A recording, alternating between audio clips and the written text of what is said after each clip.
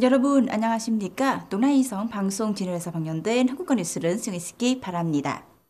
지난 3일에 판문진 총리는 34개 중앙적란 성시와 전국 3,300개 이상의 사회 동득변구와 연결된 화상회의를 주재했습니다. 이번 회의는 2025년 7월 1일부터 전국 34개 성시와 3,320개 40동 득변구에서 지방정부 2단계 재개를 공식적으로 인관 운영하게 되는 역사적인 국정재정비 조치 이후 첫 번째 정부 회의라는 점에서 의미가 큽니다. 판문진 베트남 총리는 각급 행정기관의 조직을 안전화하고 각 부처와 지방정부가 자율적으로 2025년 경제 성장률 8% 이상 달성을 위한 해결책을 마련한 것은 주문했습니다.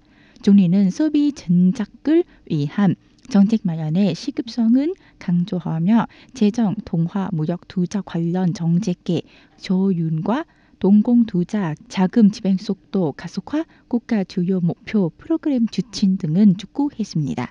또한 누구는 힘으로 누구는 재정으로라는 정신으로 열악한 주거 환경 개선, 임시 거주 및 노후 주택 천거에 집중해야 한다고 강조했습니다. 아울러 2024-2025년에는 세수 확대와 지출 전감은 병행하고 국경 지역과 오지 특별히 어려운 지역의 아동을 위한 기숙학교를 건립하여 학교는 학교답게 교실은 교실답게 운영하기는 한다고 밝혔습니다. 베트남 공산부의 예측에 따르면 2025년 상반기 베트남의 수출입 총액은 약 4,300억 달러에 이른 것으로 보입니다. 무역 수지는 약 40억 달러의 흑자를 기록한 것으로 규정되었습니다. 수준 증가 시나리오와 비교했을 때 상반기 수준 신적은 기본적으로 목표치를 달성했거나 초과한 것으로 나타났습니다.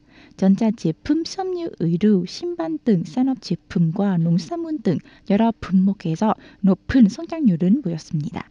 하지만 산업통상부는 미국 등 주요국의 통상정책, 국제가격 변동, 지정학적 긴장과 같은 외부 요인으로부터 여전히 리스크가 존재하다고 평가했습니다. 베트남은 올해 수준 증가율 목표를 12%로 선정했으며 이에 따라 연간 수준 총액은 약 4,500억 달러에 이른 것으로 기대됩니다. 하반기에도 현재의 상승세를 유지한다면 이 목표는 충분히 달성 가능한 것으로 보입니다. 렁푸cường 주식회사는 최근 베트남 데카트를 유한제품 회사 및 동나이성 thống nhất 마을 소재 부근 산업단지와 협력하여 산업단지 녹화 시험의 일환으로 나무 심기 캠페인을 진행했습니다.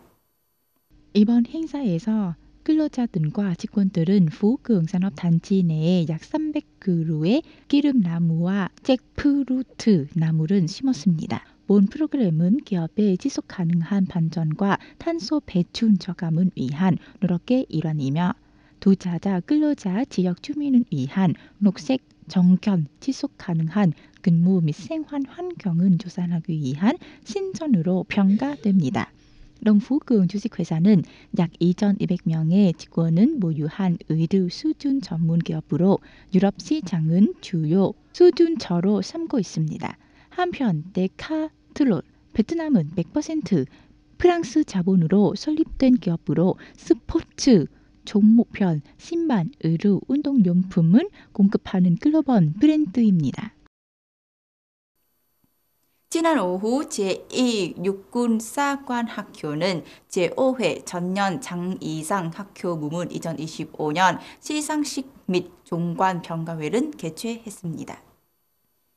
2015년부터 2024년까지 10년간 전군 자원의 정년 장이상에 참여한 육군 이사관 학교는 총 80개의 연구 과제로 180여 명의 저자가 참여했으며 이 중 44개 과제가 수상하여 평균 수상률 55%를 기록했습니다.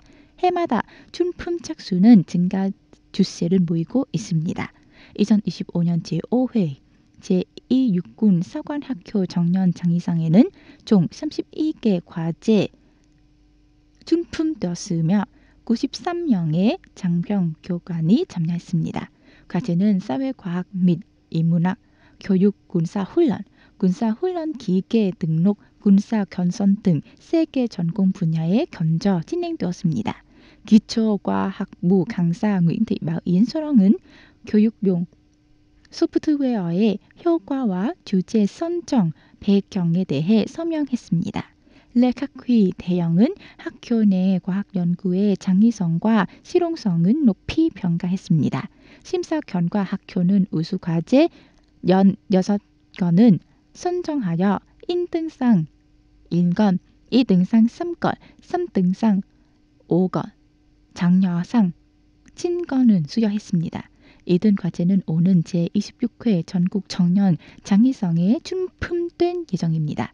시상식에서 학교 관계자는 앞으로 더 높은 기준과 요구에 부응하기 위해 과학기술 반전, 혁신, 디지털 전환, 스마트 현대적 군사교육기관 기축에 있어서 강력한 혁신이 필요하다며 디지털 전환은 가장 중요한 논파구 중 하나로 삼고 전 교직원이 노력해야 한다고 강조했습니다. 7월 3일에 취임 한 달 맞아서 열린 기자회견에서 이재명 대통령은 국민의 생계 회복은 최우선 가치로 삼고 신속한 예산 집행을 통해 경제를 활성화하겠다는 입장을 밝혔습니다. 이날 기자회견에서 이 대통령은 최근의 어려운 경제 전망은 고려하여 정부의 최우선 과제가 국민의 생계를 조속히 회복하라는 데 있다고 강조했습니다. 양준석 경제학 교수는 한국은행은 올해 경제 성장률은 0.8%로 예상하고 있으며 여러 국제 금융기관은 이보다 낮은 0.3%에 분과한 것으로 보고 있습니다. 수준과 내수가 한국 경제의 양대축인데 올해 이 두 부문 모두 큰 폭으로 감소하고 있다고 전했습니다. 이 대통령은 긴급 대응 태스크포스를 신속히 각동하고 30조 5천억 원 규모의 주각 경정 예산은 편성하여 조속히 국회에서 통과시킨 것은 촉구했습니다. 이번 연설에서 대통령은 인공지능, 반도체, 신재생 에너지 등 미래 산업에 대한 투자 확대 의지를 재확인하기도 했습니다. 한편 한미 간 세금 협상과 관련하여 그는 정부는 최선을 다하고 있으나 7월 8일이라는 마감일 이전에 협상은 마무리할 수 있는지 아직 확답할 수 없다고 밝혔습니다. 문화이성 방송 채널에서 방영된 한국과 뉴스를 시청하신 시청자 여러분께 감사드립니다. 안녕히 계시고 다음에 뵙겠습니다.